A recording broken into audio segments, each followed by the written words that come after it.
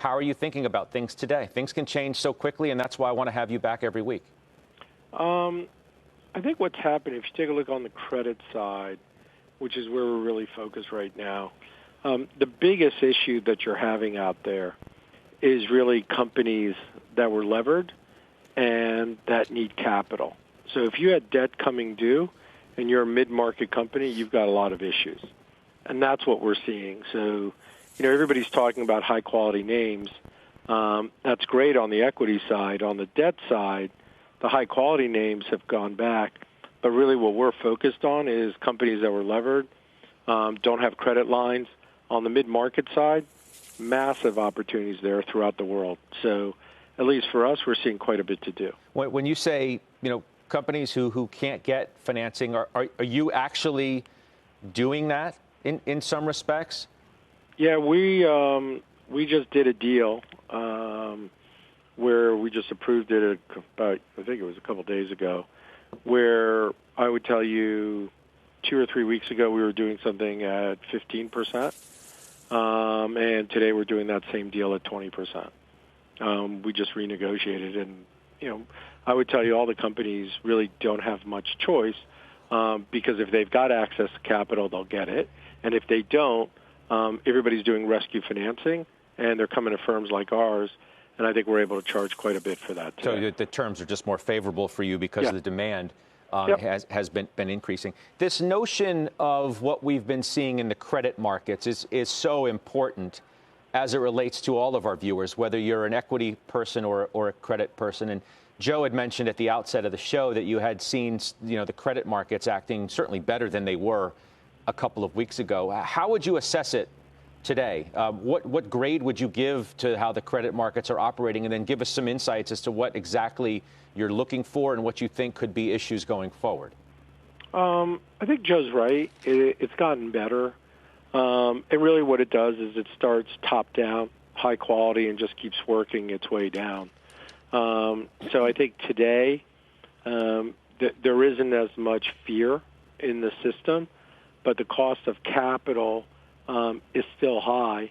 And I think that needs to keep coming down. I think if you have another 2 or 3 weeks where the market is sort of, whether you're up 5% or down 5%, that's fine.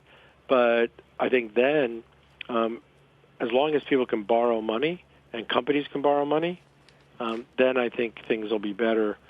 We should not be able to charge 20%, right? That's just that means there's still issues within the market. So as that starts coming back down to 10 to 15. Well, Marc, again, great to have you. I love the LQD as a sort of the canary in the coal mine here, almost in reverse. I mean, it really had a dramatic turn, Marc, from a 105 handle where it was trading just a couple weeks ago to jumping all the way back up here to almost 125. And these are just insane moves, Marc.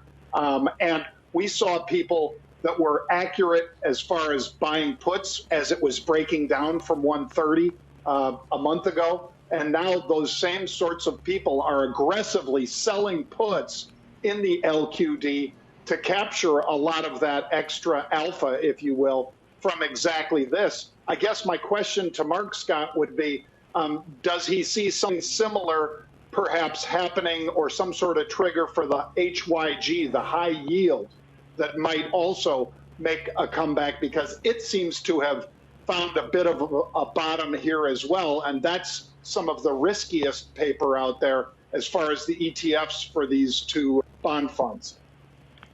Yeah, I mean, I don't disagree with you. It has found a bit of a bottom. Part of that is a lot of what the Fed has done as liquidity's come back into the system. People have calmed down, and those funds are not where, I would tell you about 2 weeks ago, those funds, every high-yield fund was a huge seller. So yep. I think that has slowed off, and that's calmed down. Because of that, that's why you've sort of found that floor. But, I don't think it's going to go up that much over the next month. I think you're going to have a lot of negative earnings, which we're all going to see. People know that. There's a difference between knowing you're going to have negative earnings and then having it. So I think things have stabilized, and that's the most important thing. and you'll still have quite a bit of opportunity.